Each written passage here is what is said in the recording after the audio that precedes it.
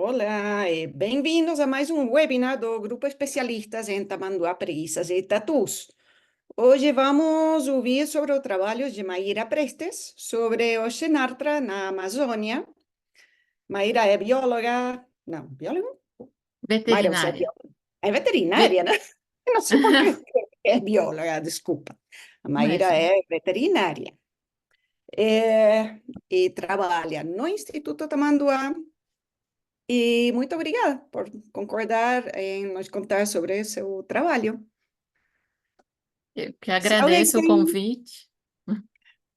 obrigada. Se alguém tem perguntas, pode escrever no chat, para que a gente possa lê-la para ela no final do webinar. E após a palestra da Maíra, eu falarei um pouco sobre o grupo especialista também, em portunhol, desculpa.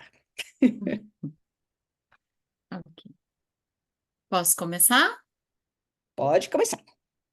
Então tá bom. Bom, primeiramente, né, quero agradecer ao convite ao grupo de especialistas, né, uma honra aqui estar falando para vocês. E como a Mariela falou, né, eu sou veterinária, só introduzindo rapidamente, eu sou pesquisadora associada do Instituto Tamanduá, e no momento eu estou fazendo doutorado, né, na Universidade Estadual de Santa Cruz. Então, esse trabalho que eu vou apresentar para vocês faz parte também da minha pesquisa na universidade. Então, me avisem se está passando o slide, que eu acho que está demorando um pouquinho. Aí. Bom,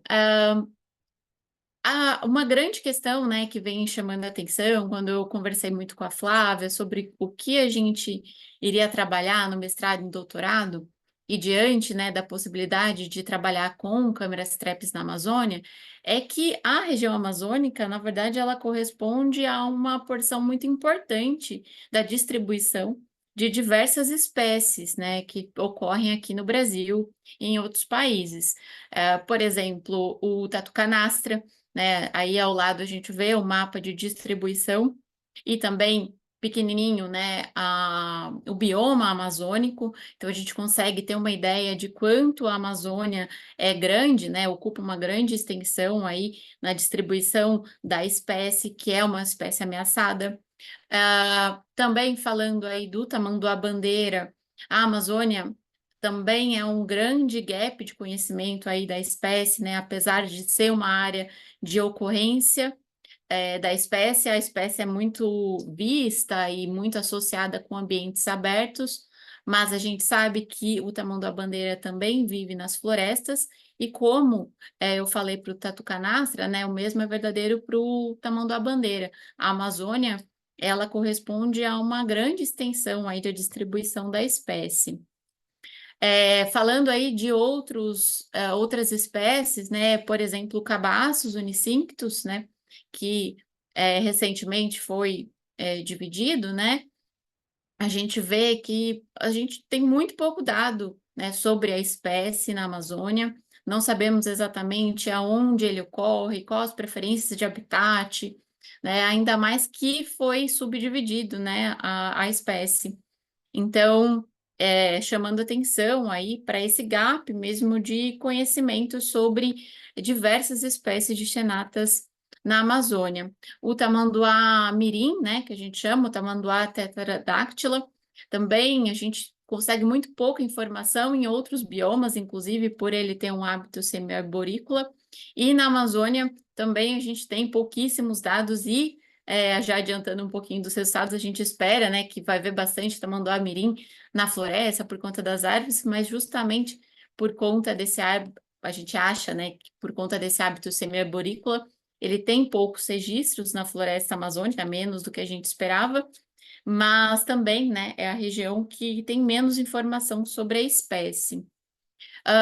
Sobre o complexo Dásipus, né? Também em 2019 o Feijó subdividiu, né, as espécies dos tatus 15 quilos, popularmente chamados, que eram somente o Capleri antes, né? Agora tem o Beniensis, o Pastaci. Então a gente não tem muitas informações também sobre a preferência de habitat, de padrão de atividade, como essas espécies ocupam o bioma amazônico. Então, quis começar aí com essa introdução na palestra, chamando a atenção que a Amazônia realmente às vezes chega a 40%, 30% da distribuição de diversas espécies, e a gente pouco sabe sobre a ecologia, sobre a saúde desses animais e como eles se distribuem na floresta. E essa falta de informação, né, já foi relatada também em artigos como do Feijó, da própria Flávia, da Mariela, então destacando, né, esse gap no conhecimento da Amazônia. Então, o Instituto Tamanduá, em conjunto com o ICMBio, com uma parceria, né, uma colaboração entre esses dois institutos, vem trabalhando em cima dos dados de câmera trap do protocolo TIM.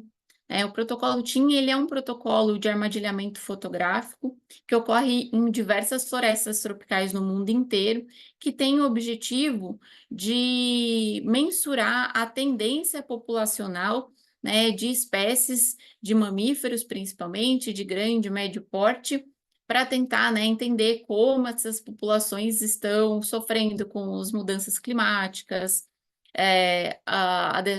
o desmatamento, enfim. E aqui no Brasil, nós temos 5 unidades de conservação no bioma amazônico, contempladas pelo protocolo TIM, que o ICMBio aí, então, coordena, né? E o Instituto entrou como colaborador, então a gente consegue aí trabalhar também com os dados de Xenatas na Amazônia através dessa parceria.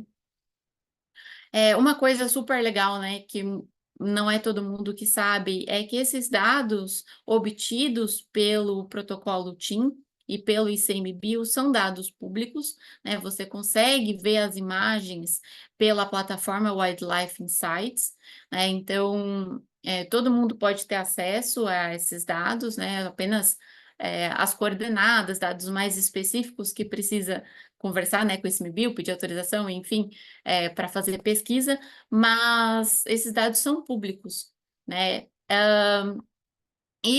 Essa parceria também, né, permitiu, né, um grande esforço amostral para estudar não só os xenatas, né, mas aqui é o foco, pois esse protocolo TIM, ele começou em 2016, né? Então, desde 2016, as unidades de conservação, não todas, mas, por exemplo, o Gurupi, desde 2016, anualmente, ela vem sendo amostrada através de câmeras trap, sempre instaladas nos mesmos pontos, né?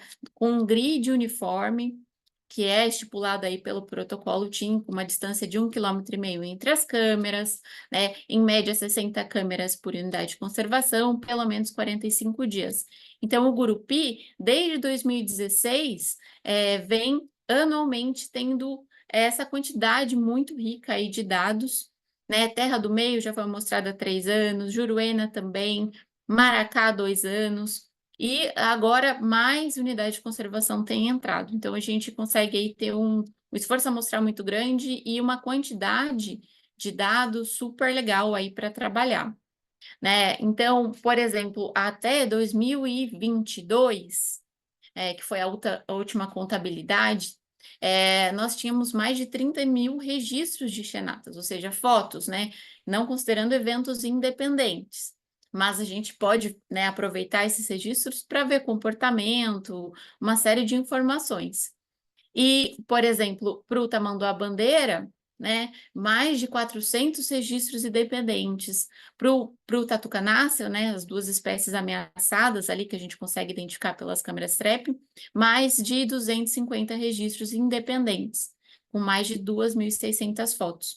Então, aí demonstrando um pouquinho do esforço amostral mesmo, da quantidade de informações que a gente tem para trabalhar, para começar a descobrir aí o que está acontecendo com essas espécies na Amazônia e quais são as preferências de habitat, como estão essas populações, tendências populacionais, infinitas informações aí. Então, alguns resultados, né? Aqui eu vou apresentar um artigo que a gente já publicou, alguns resultados sobre alguns trabalhos que estão em andamento, né, que estão em fase de publicação, de revisão, etc. E também os próximos passos, tá? Dão alguns resultados. Inicialmente, a gente trabalhou com as 5 unidades de conservação contempladas pelo protocolo TIM, né? Gurupi, Juruena, Terra do Meio, Maracá e Jamari. Né? Então, a gente já percebeu que entre essas áreas, são todas áreas protegidas, né? Que são áreas que a proporção de registros de cada espécie já varia bastante, né? Por exemplo, aí chama a atenção Maracá, com uma proporção de tamanduá-bandeira muito maior, de cabaços unicinctos muito maior do que as outras unidades de conservação. E também é legal falar, né, que as espécies ameaçadas, né, o tatu-canastra e o tamanduá-bandeira, elas ocorreram em todas as áreas protegidas. Mas diante desse dado inicial de riqueza, a gente começou a se perguntar, né, o que acontece nessas áreas, o que tem nessas áreas, já que são áreas protegidas, como eu já disse, que fazem com que essa proporção de espécies, esse perfil aí de espécies varie tanto, né?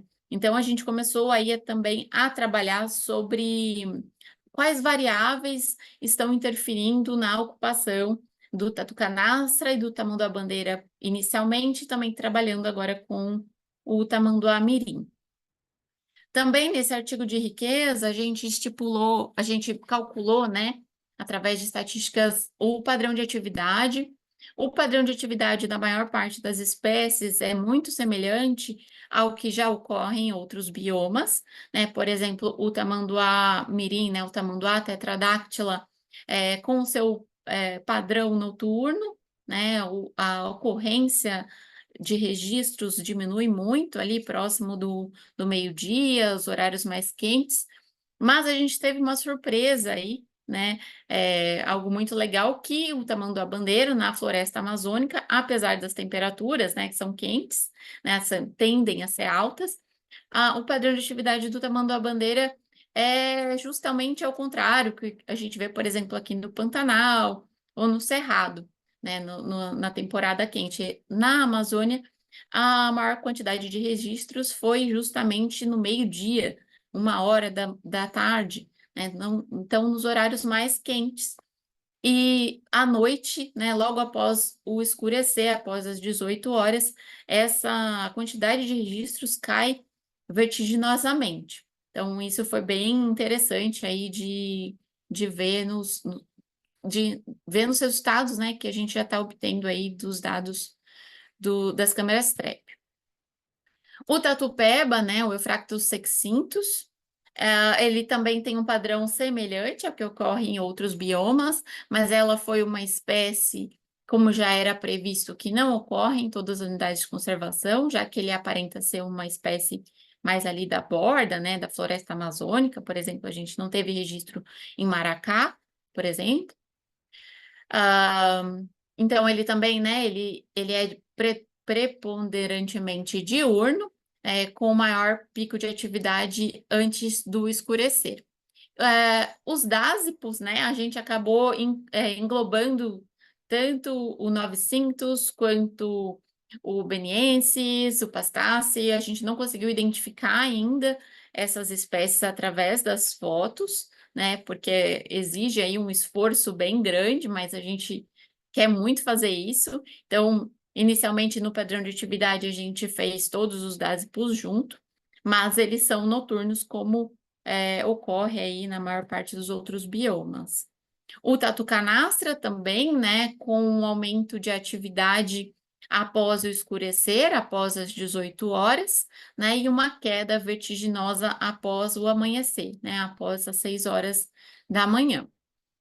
E o Cabaços unicinctus, né, ele teve dois horários de maior atividade, mas o horário ali do meio-dia, né, o horário mais quente, após as 10 horas da manhã, meio-dia, até o meio da tarde, ocorre a maior quantidade de registros da espécie. Outros estudos aí, agora eu vou falar sobre estudos que estão em andamento, né?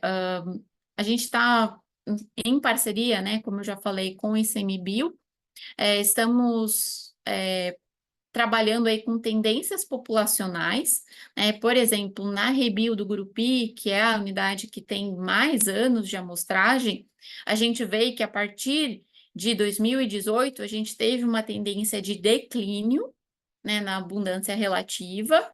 Então, a gente aí começou a pensar o que pode estar causando isso. Então, é só um insight aí para a gente começar a pensar como essas populações estão se comportando na Amazônia, né? Mas chamou atenção, apesar de até agora não ter sido uma queda significativa, mas nos próximos anos a gente pretende continuar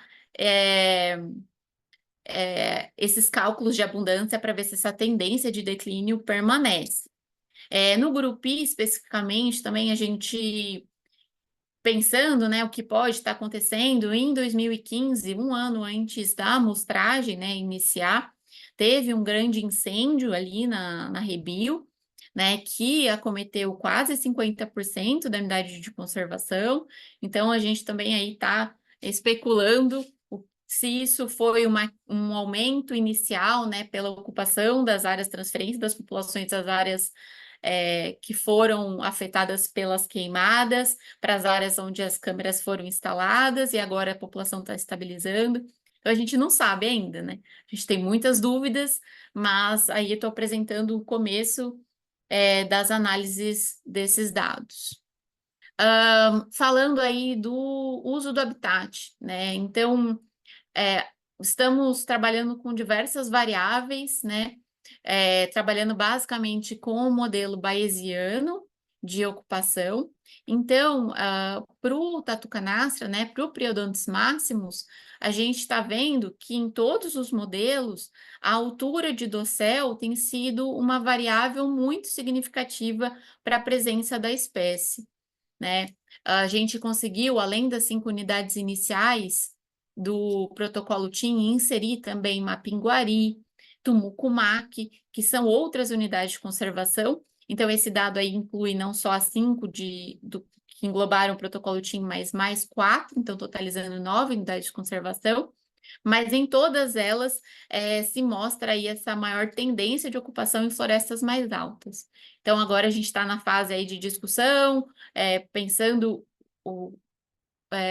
quais são realmente o que mais pode estar por trás, né? De repente, de ser realmente uma floresta primária, né? Uma floresta que não teve corte de madeira, por exemplo, né? Como Jamari, né? Que tem corte seletivo de madeira e que diminui, né? Pode diminuir a ocupação pela espécie, já que a gente sabe que é uma espécie sensível à mudança do habitat, né? Então, mas quis trazer esse dado para vocês, né? Porque realmente é uma variável que tem se confirmado nas análises que importa aí para a probabilidade de ocupação. Existem alguns trabalhos também que associam as florestas mais altas, de maiores dosséis, para maior densidade, né, de insetos, biomassa mesmo, e também, né, a questão do tamanho das tocas, né, o tatu canastra, né, o Priodontis maximus, é um animal que cava tocas enormes, né, então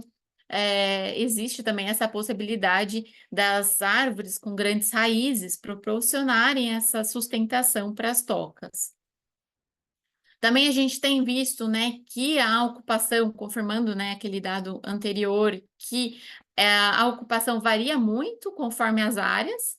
Aqui ainda não está pronto o gráfico aí mostrando só as 5 principais unidades, mas a gente vê que, por exemplo, o Tumucumaque, que é uma unidade de conservação com as árvores mais altas, com a maior probabilidade de ocupação pelo Priodontis maximus, difere aí, por exemplo, de Maracá, né, que é uma unidade de conservação também, com outras características, né, com uma característica de vegetação mais aberta, mas ambas sem impacto antrópico, ou com pouco impacto antrópico. Então, a gente tem aí trabalhado com isso, né, com o que tá diferente, o que difere entre as unidades de conservação que pode justificar essa ocupação diferente aí para a espécie. Então, tentar entender, né, como essas espécies ocupam o bioma.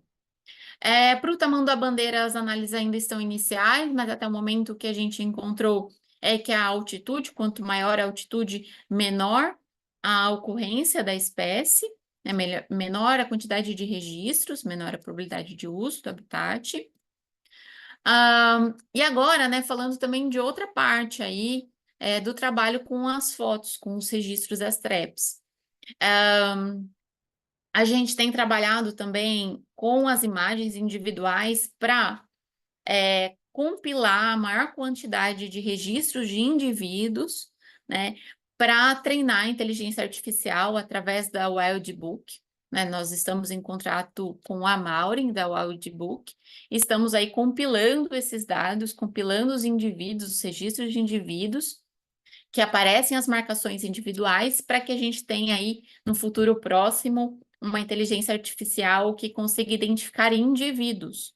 Né? Então, a gente está aí a passos, não falo passos de formiga, né? Mas a gente conseguiu já pelo menos metade dos registros que a gente precisa para o Wildbook conseguir trabalhar com a inteligência artificial. Então, a gente está bem esperançoso que a gente, em breve, consiga essa ferramenta que vai ser disponível também, vai ser pública para identificação de indivíduos, e aí, então, a gente conseguir também saber abundância, né? Ter uma ideia mais fidedigna da quantidade de indivíduos, da densidade, de tamanduás-bandeira aí, não só na Amazônia, como em outros biomas. E quanto aos próximos passos, né? O que a gente ainda está no papel e a gente só está, a esse sim, tá passos pequenininhos, mas que a gente pretende aí trabalhar no próximo semestre, no próximo ano. Falando então de comportamento, então vocês viram, né, a quantidade de registros que a gente tem. Então, a gente não quer ficar só com a planilha, né? A planilha que fala quantos registros, qual hora, enfim, qual hora, qual temperatura, em que local. A gente também quer olhar cada foto, né? Então, a gente está começando aí esse esforço de olhar mesmo todos os registros. Então, por exemplo, esse registro aí de uma dupla, né? Dois indivíduos de tatu canastra, é uma sequência de fotos de quase 10 minutos de uma interação aí de tatu canastra. Então, a gente quer realmente estudar esses comportamentos para conseguir entender padrão reprodutivo, quem sabe, né, e descrever comportamentos que a gente ainda não sabe sobre essas espécies. Também a gente tem um monte de registros, diversos registros de tamanduá com filhotes, né? Então, a gente consegue começar a ter uma série de informações aí sobre, de repente, padrão reprodutivo, época reprodutiva. Então, a gente está começando aí a fazer a análise de cada foto, né? Olhar com calma. E também, né, existe uma linha de pesquisa através de registros fotográficos que abrangem a parte de saúde, né? Por exemplo, chimpanzés, girafas em outros países, né? Lobos também, né? Existem estudos de saúde dessas espécies, né? Por exemplo, concorrência de sarna.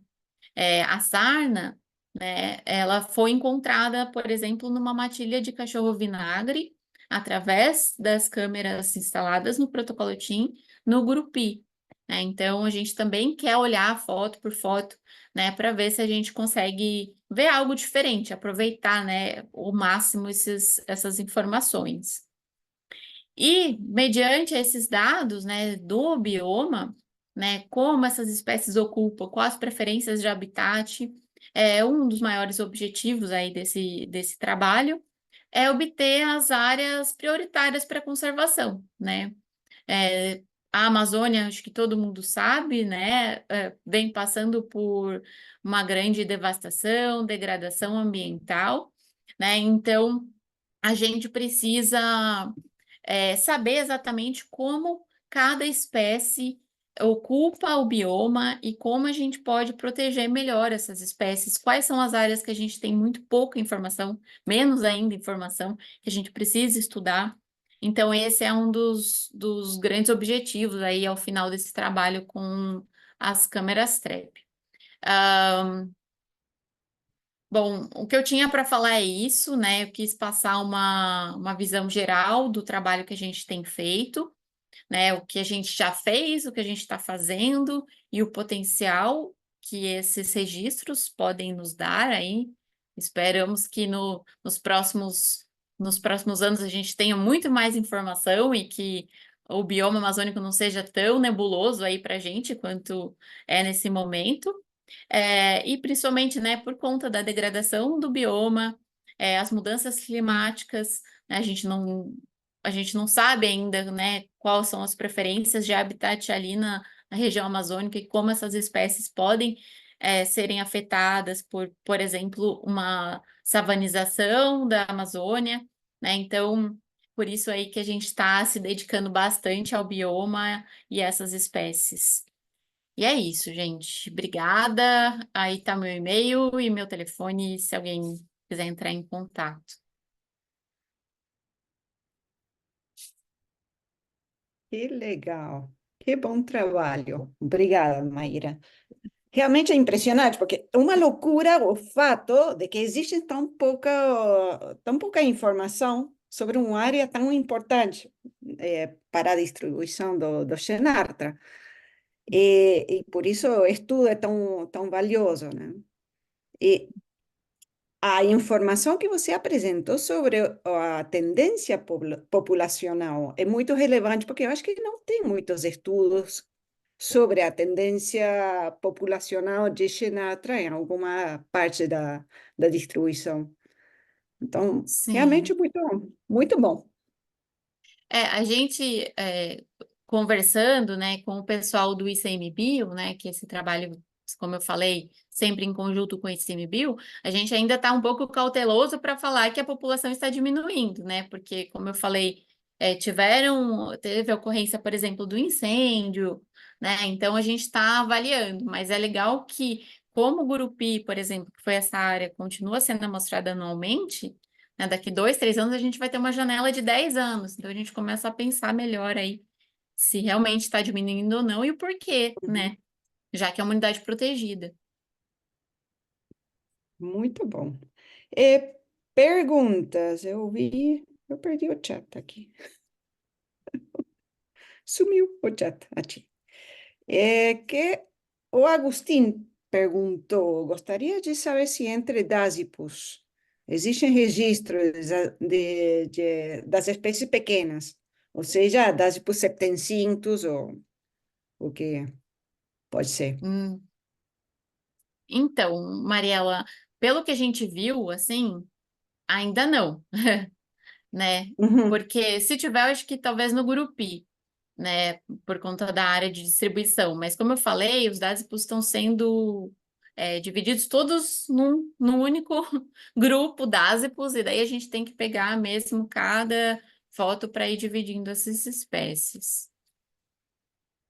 A gente pode ajudar com isso, não avaliando 3.000 fotos, mas algumas. Seria ótimo. É, Kenny, can you unmute Guilherme Andrade, please? Boa noite, vocês estão me ouvindo? Sim, Sim. boa noite. Primeiro, parabenizar pelo trabalho. Assim, eu acho que é uma lacuna muito grande, assim, é muito estranho realmente. Primeiramente, antes de fazer a pergunta, só me apresentar, porque eu sou mestrando da FMG e no momento eu estou trabalhando com o Tamanho da Bandeira, em especial na população não conhecida, né, da Serra do Cipó e da APA Morro da Pedreira. E a ideia do meu projeto é fazer a adequabilidade da área, realizar um modelo de nicho, ecológico de nicho. E você falou sobre disponibilidade de dados, que quando vai pedir coordenada tem alguma restrição, né? E eu queria saber como é que eu faço para conseguir esses dados, porque eu acho que eles iam ser muito importantes para o meu trabalho, sabe? Então, Guilherme, os dados são obtidos através de contato com o próprio ICMBio, né? Entendi. Então, você pode explicar a sua pesquisa e daí eles avaliam e falam, né? Mas até onde eu sei é isso, né, Flávia? Can Nós you temos, unmute né? Flavia, please? Não, é isso mesmo. A gente tem essa Hum, parceria, o Instituto Tamanduá com o ICMBio, essa parceria longa, né? Onde, contrapartida, a gente manda equipe para a instalação das câmeras e a gente recebe as fotos para fazer a- essa separação toda e os relatórios. Mas é possível, sim, Sim. Guilherme. Você está fazendo a sua pós com o Flávio? Com quem quem que é é, seu orientador? então, eu faço no laboratório do Flávio, né? Laboratório de Ecologia e Conservação, só que meu orientador é o Rodrigo Massaro. Não sei se você conhece Rodrigo, ele. conheço. Então, dá para Uhum. mandar uma carta do que vocês precisam, a gente pode fazer essa ponte com o ICMBio, não tem problema nenhum. Você falar quais dados você precisa, tudo a gente envia Beleza. ou passa direto, o ICMBio direto para vocês, né? Mas a gente Uhum. consegue fazer essa ponte, sim, porque esse seu trabalho também é maravilhoso, extremamente importante, essa população, né? Sim. É porque eu estou usando aquele dado recente, até 2019, dos cianátrios neotropicais, e nele você consegue ver, tipo assim, uma lacuna enorme, né, na Amazônia. Então, para preencher isso, até para pensando na operacionalização da modelagem mesmo, isso é muito bom para não enviesar tanto, sabe? Para tirar esse viés da Amazônia. Então, vou conversar com o Rodrigo e a gente prepara uma carta e a gente faz esse pedido lá. A gente pode entrar em contato Sim, com vocês do Instituto ou direto no ICMBio? Pode sim, estamos à pode. disposição. Tem aí o e-mail da Ah, não, Maíra, beleza. vou Show. pôr o meu aqui. Ah, a gente faz essa ponte. Eu acho que o mais importante é isso, é a gente começar essa troca, né, Uhum. de informação para compilar tudo para o plano de ação. Só falando aqui, eu já tomei a palavra, mas o Brasil tem um plano nacional também de conservação, né, de tamanduás e priodontes. Então, esses dados todos alinhados com o plano de ação é extremamente importante, ainda mais com o bioma que está mudando tão rápido, né, como a Amazônia, e esse trabalho da Maíra está trazendo coisas assim incríveis, inclusive de mudança de atividade, né, de horário de atividade, enfim, vamos Uhum. unir. Beleza, eu vou fazer esse contato aí, viu? Obrigado demais. E parabéns de novo pelo trabalho. Muito bom. Obrigada. Aí tem o e-mail da Flávia no chat. Então, Beleza, obrigado. vou tentar falar um pouco do grupo especialistas. Tentar. Deixa eu ver como eu vou compartilhar. Hum,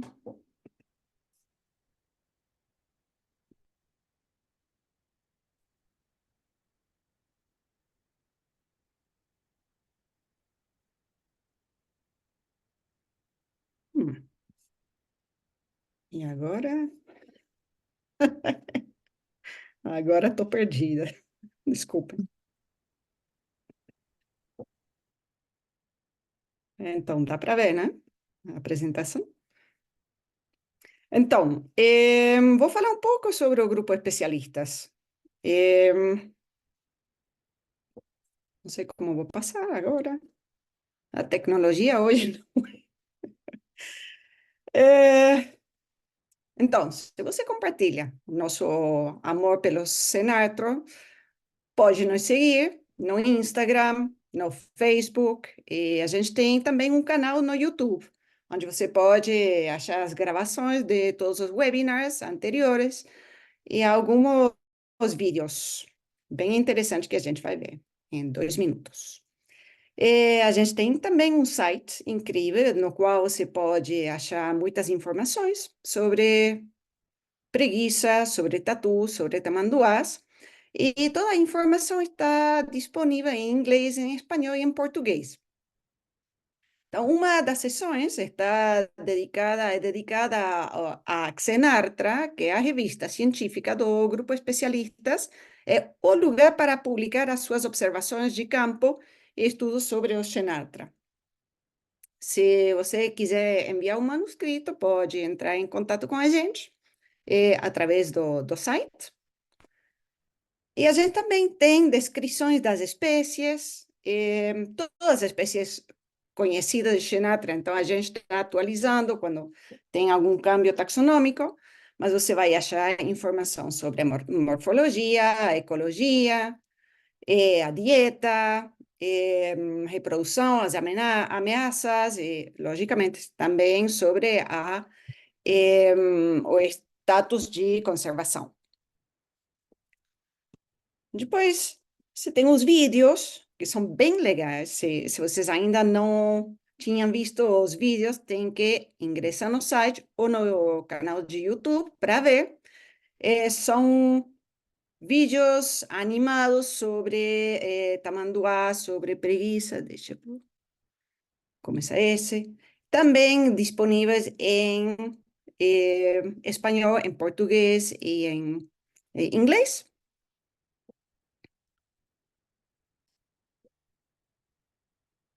O que mais? Agora não posso avançar.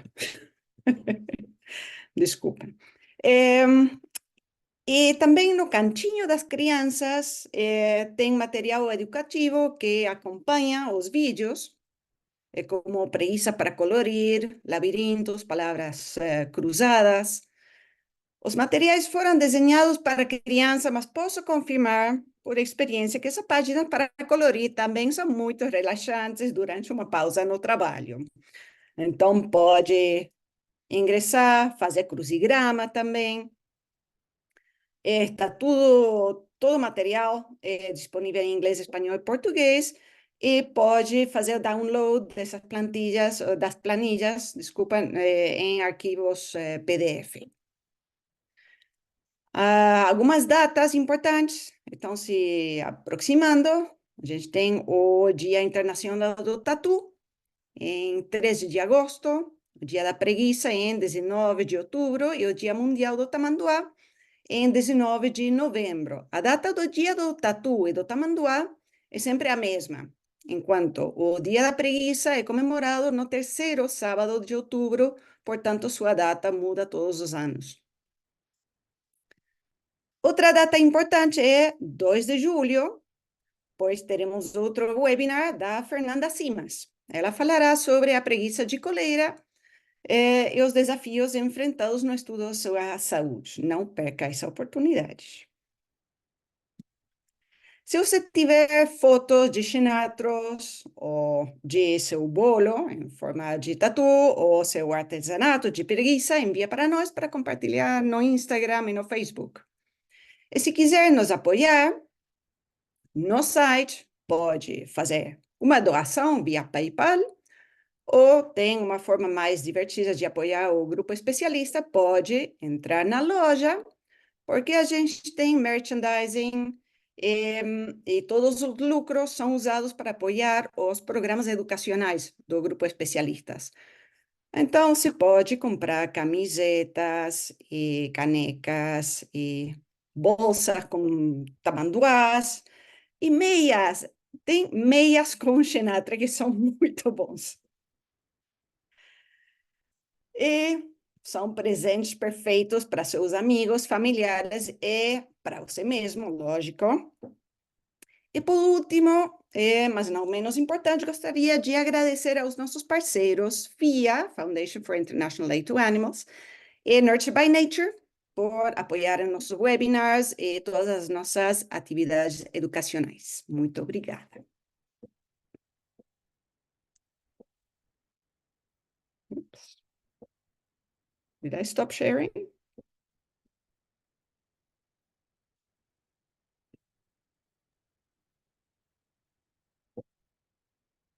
We can still see your screen. Okay. I think now I stopped sharing. Yes. Então, obrigada de novo, Maíra. Foi muito, muito interessante. A gente vai disponibilizar a palestra no YouTube, no canal do YouTube, acho que amanhã ou na sexta-feira. E depois a gente pode compartilhar o link à palestra. Obrigada de novo. Mariela, só rapidinho. A Maíra teve que sair correndo, que um osso formigueiro entrou dentro da pousada Aguapé, você conhece lá. Eu mandei o vídeo agora no seu WhatsApp para você ver que não é mentira, e ela mandou agradecer a todos e que foi ótimo. Okay. Kenny, I'll have to translate that for you. Maíra had to leave because she is at the Eco Lodge where Instituto Tamanduá works, and a giant anteater just entered the Eco Lodge, so she had to go rescue the animal. Nice. Nice. So thank you very much, everybody. Muito obrigada. Gracias a todos por estar acá con nosotros. Hasta la próxima. See you next time.